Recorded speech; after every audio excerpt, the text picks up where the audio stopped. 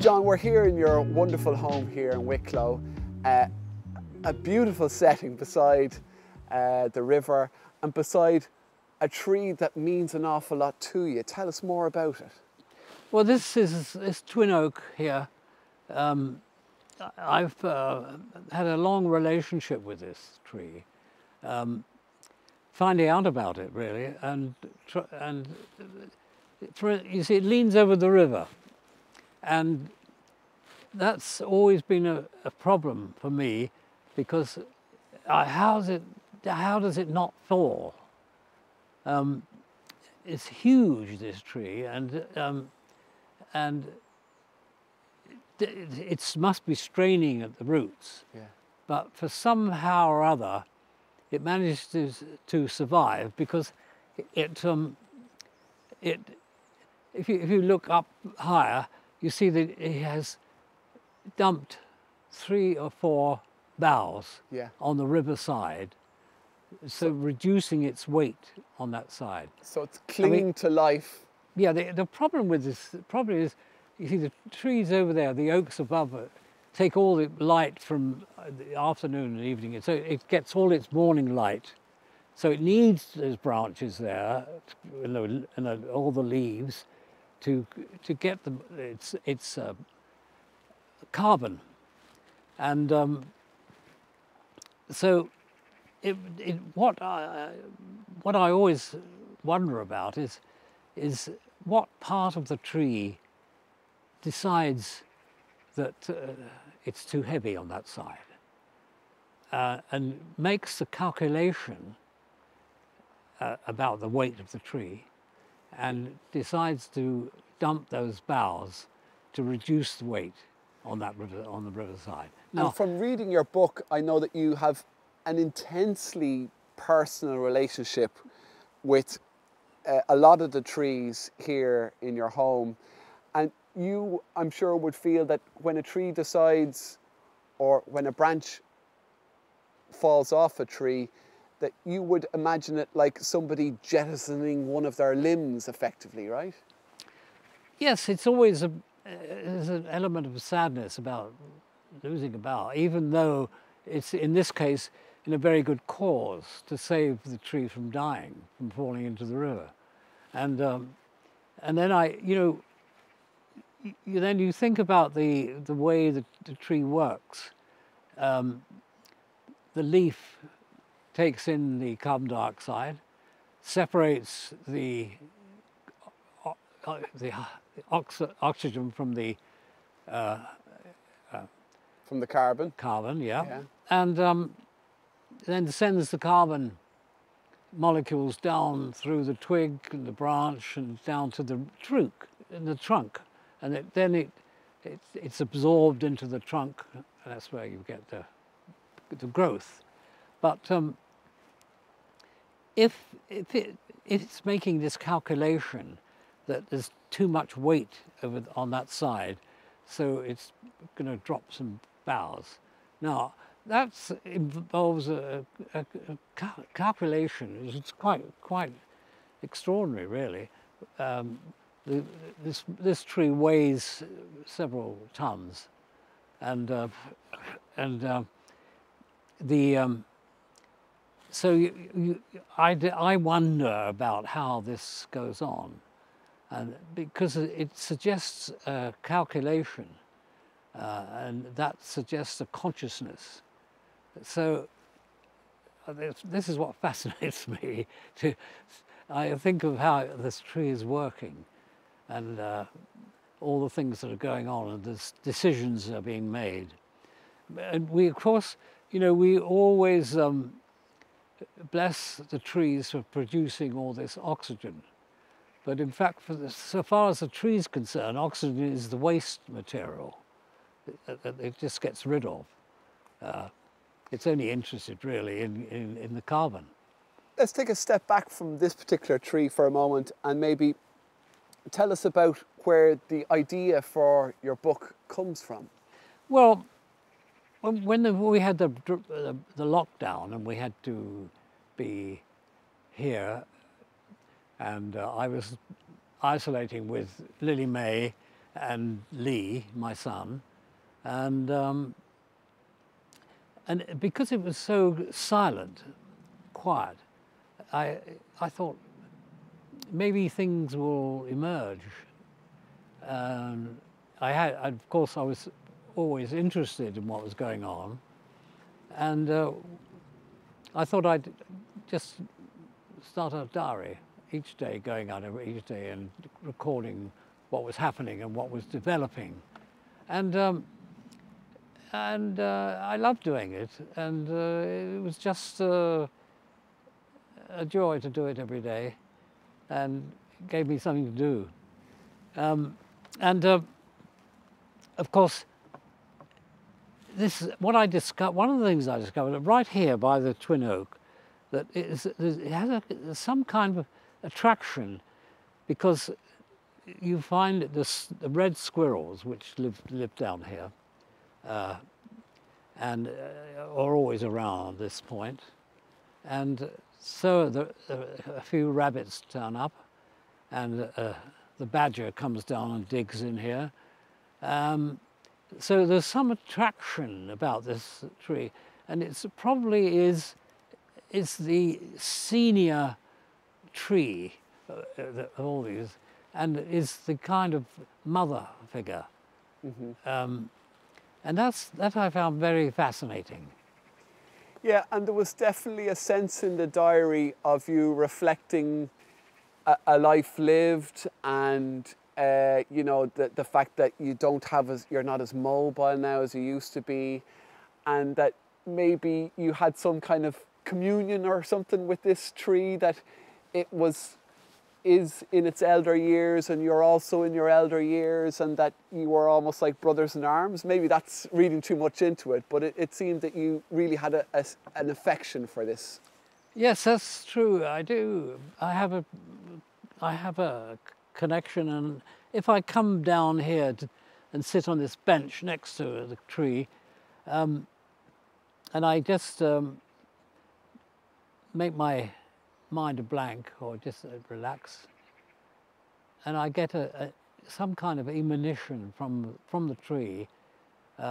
It's non-verbal, but it's a sense of connection, and many people feel this with trees, and you know,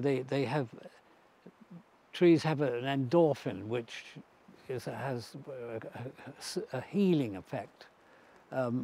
If you walk through a wood, many people experience that. So we do that together, and I'm very old, but the tree is much older. The tree is about over 200 years old. I'm a teenager where the tree's concerned. Yeah. Does the tree help put your life in perspective, maybe, in some ways? Well, what it does really is give you a sense of the experience of nature, and this, you know, we're told that our subconscious decides most of our decisions, and what kind of force is that in the subconscious, and is it related to the kind of decisions that the trees make? And so these are things I think about, and also, you know, I think, you know, I'm coming to the end of my life, and I get great consolation from the trees, and perhaps they get something from me. But I'm kind of living in the span of trees at this point in my life. It's lovely and peaceful here. Was it even quieter, I guess, during the lockdown? Yeah. Yes, well, that was it. Of course, it gifted us this silence, and the thing, all the things, the birds and the squirrels and the badgers and the rabbits, and they're all became much more daring when there was nothing to frighten them away, and the silence was incredible. I loved it so much. You mentioned in the book that you were never afraid of using silence in your movie making career, and that it used to drive editors and sound artists bananas because silence is a difficult thing to work with. Yes, because we're normally constantly, we have noise in the modern life, and so I often used silence as a way of intensifying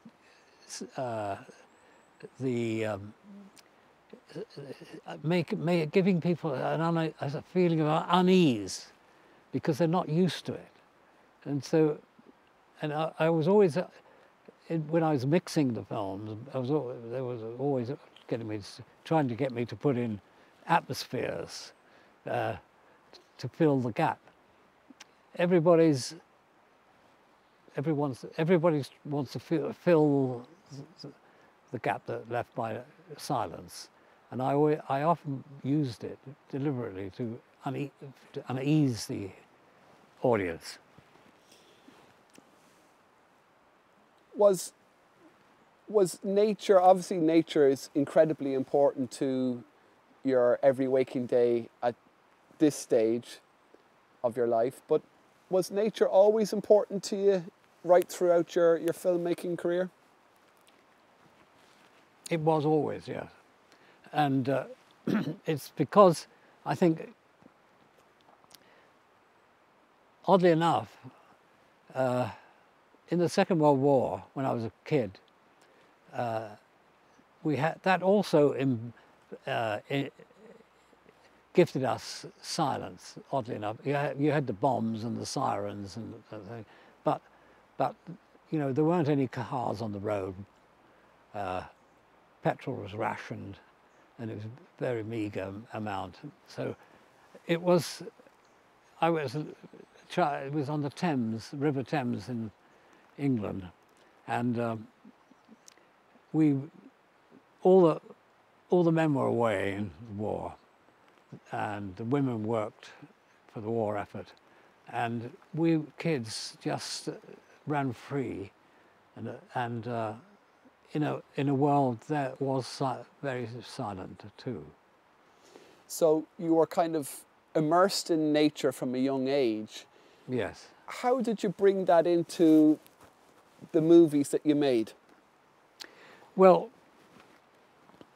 rivers have always been very important to me, and that's why I came to live here, was because of this little river here, where I have a swimming hole further down where we swim, and the water's always ice cold. Yeah, you haven't been jumping in today, no? No, it has I think a memory of its past, of its, and it's always cold, but it's wonderful, and so that is what drew me to this place. And I always flowing water, always relates very well to film. At least when we used to have film, rather than noughts and ones.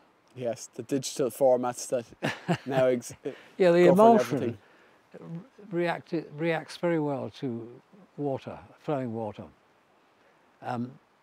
So, you know, for me, I became very interested in emulsion and in light when I started.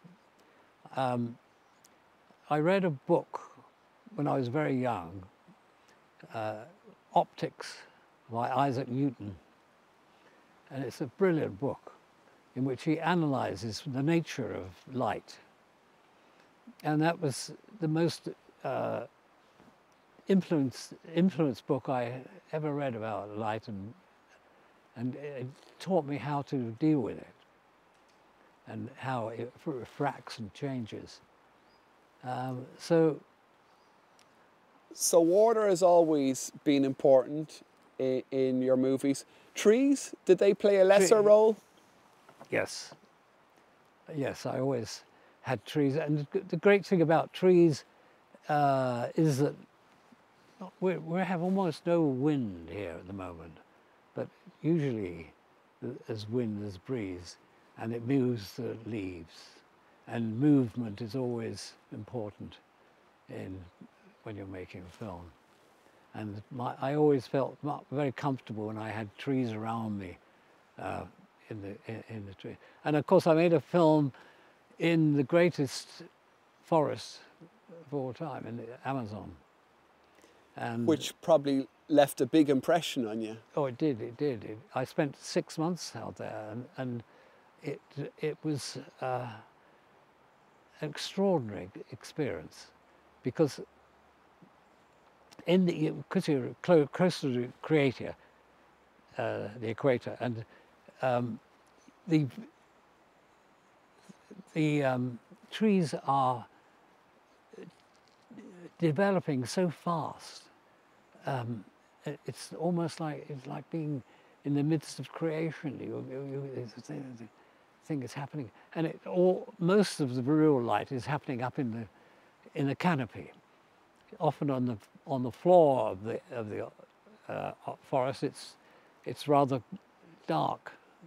And when I first went there to look at it all, and I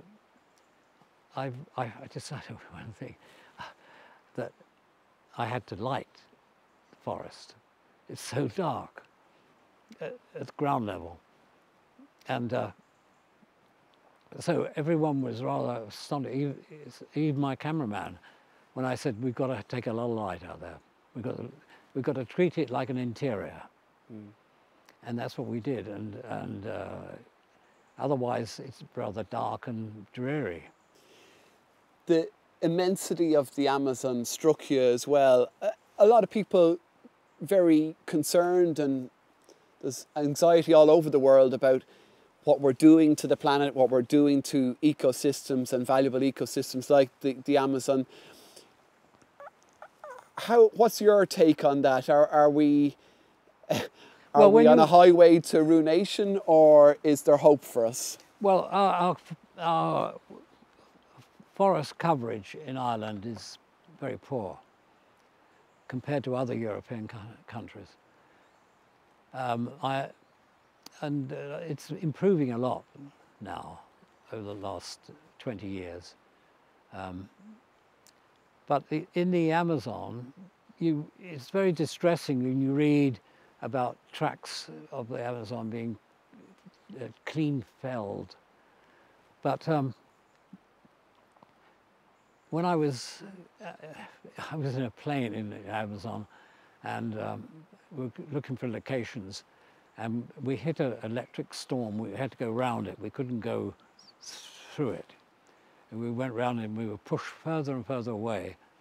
And the vastness of that forest, despite the felling that's gone on about it, it's so enormous. It's like the Pacific Ocean. It's just vast.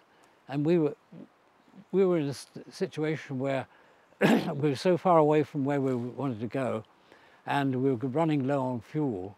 And I said, we were could we land on a canopy? Because you were looking for a landing strip and there was no sign of one, was there? Nowhere to land. So he said, well, we could, but we'd be stuck up there because we'd be 60 feet of tree below us, and we'd no way of getting down there. So eventually we hit a football pitch, which of course is the religion of Brazil. Yeah. And so it gave me a real sense of the great vastness of that forest. Take me through some of your own forest and forestry here. You've planted a lot of trees over the years, and you've been quite particular about the types of trees that you've planted. In fact, when I came back from doing that picture in the Amazon, the Emerald Forest, I came back here and I decided to do a lot of planting. And I have this field on the other side of the river, it's 40 acres over there, and I decided to make it into a woodland. And I planted, when I say I planted, I caused it to be planted. I had a lot of help, and planted about 100,000 trees over there, and it's 30 years later. They've grown, they've matured. I haven't been across there for a long time because of my mobility or immobility, and but Lee took me over there, and you see there's a picture, I think, on the cover of the book, on the back cover, of Lee giving me a pigback, and he piggybacked me through that wood over there, and it was wonderful to see. I suppose of the 100,000 trees, I suppose 80,000 survived, and Lee's been doing a lot of thinning, which is necessary. And of course, some of the trees thin themselves because they're not strong enough to get up to the canopy, so they don't grow, and they just tend to fall over. But I did that. That was the Amazon was the inspiration of that woodland over there, and I'm absolutely thrilled when I go over with Lee and we look at all the trees, and we see this magnificent woodland, a pasture turned into a woodland. When you look back at all your achievements over your lifetime,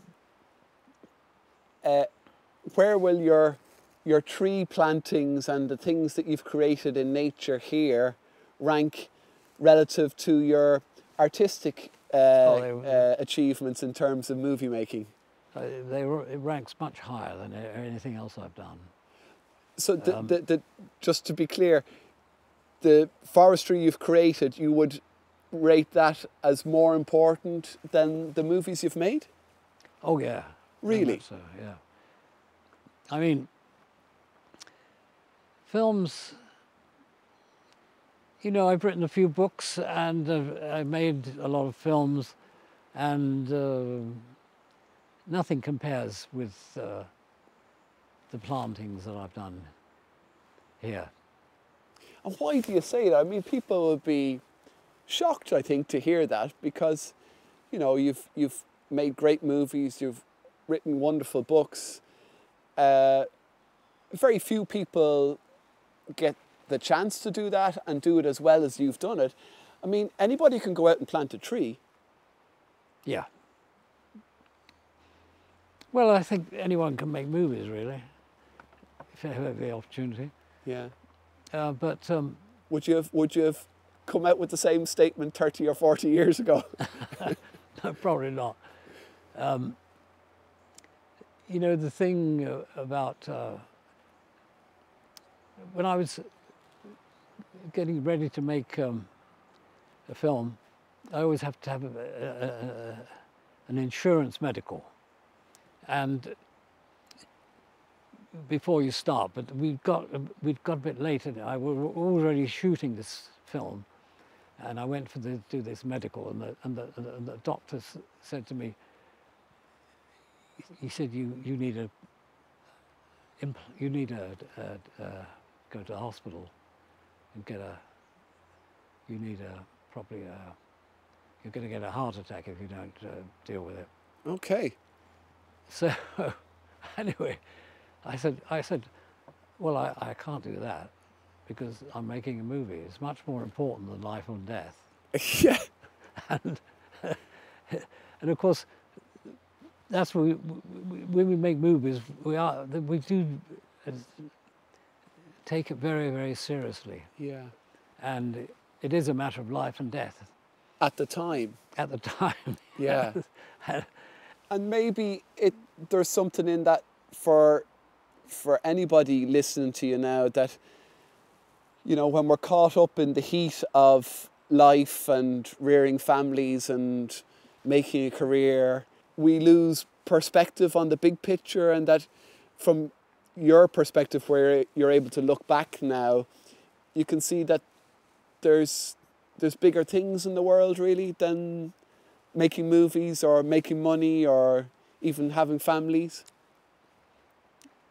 Well, these woods, they're a setting, really. They're not an occupation. They're a setting, a place you live in, and it gives you that perspective of time and that you don't find in the city. It's interesting now, isn't it, where the people are being urged to go back to their offices, or they were perfectly happy doing it all on telephone, and that's because the people, you know, all the very rich people who own those offices, you know, are not going to got their rents. So we don't. I think now the lesson of this pandemic has really been that the people that I talk to tend to say that they, after the lockdown, the silence and peacefulness of the lockdown, that they don't want to go back to the city in quite the same way. And it struck me from reading your book that you had quite a good pandemic, if I'm allowed to say that, in that you had a kind of a rare moment in time where you got to spend quality time with your immediate family that you may not have had in other times of your life. Yes, well, particularly my son Lee and my daughter Elaine May, we were isolated here together, and they, since I got divorced from their mother, they left this house and this place when Lee was 9 and Lily May was 6. So it was immensely important to them, even though they only spent those early years here. And they coming home and spending the pandemic with me here was a great treat for them and for me.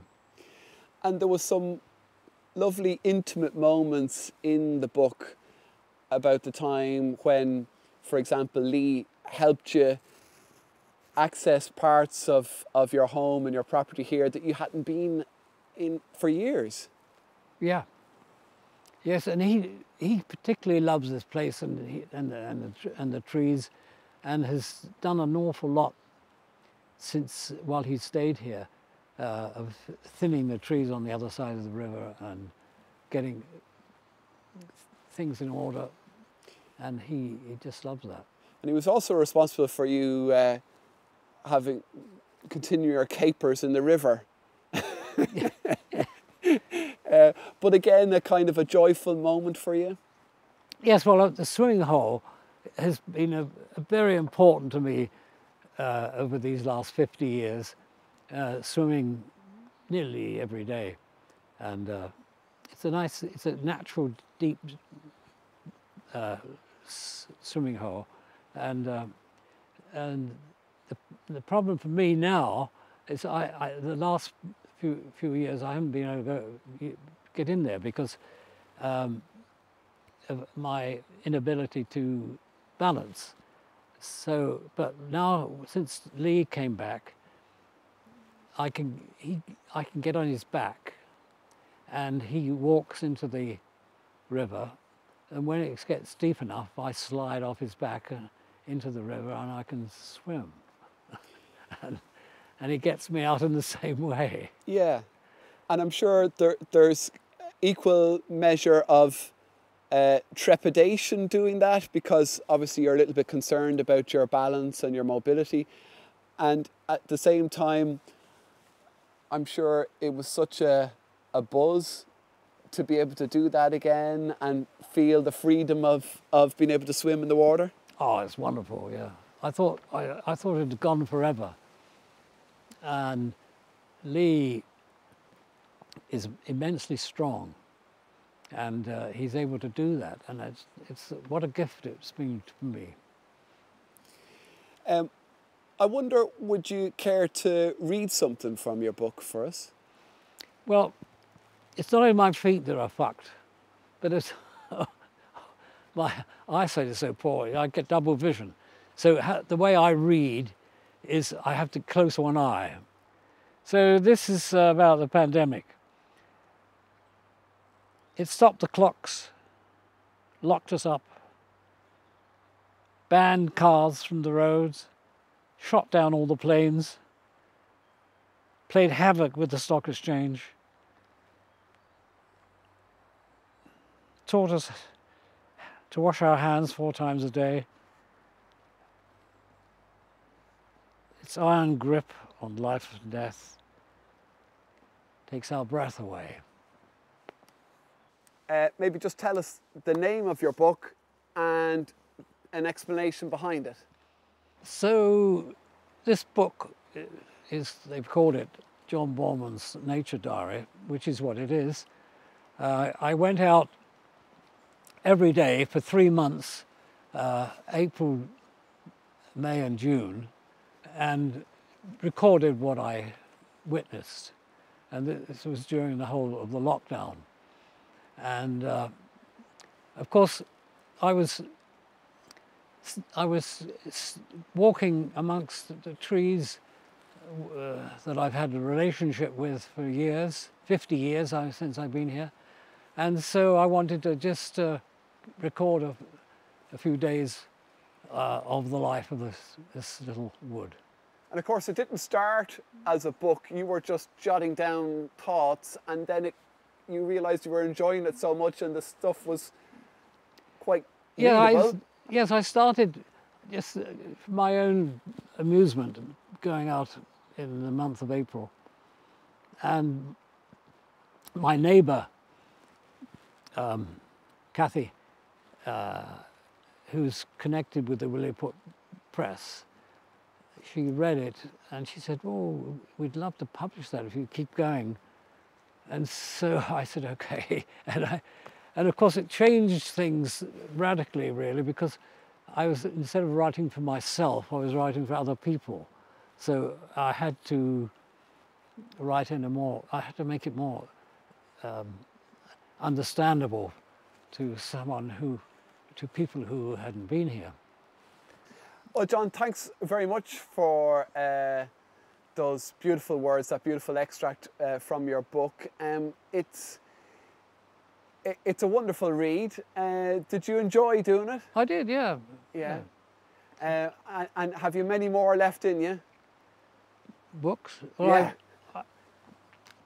I'm one of the very few octogenarians who've published 2 books in their 80s. Yeah, it's pretty good going. Yeah. But hopefully you'll come up with more ideas over the coming year and years to come. So thanks so much for having us down. Thank you for coming. Yeah, we really appreciate it. And hopefully the trees keep on their majestic presence in your life, and you continue to draw pleasure from them. Yeah, thank you.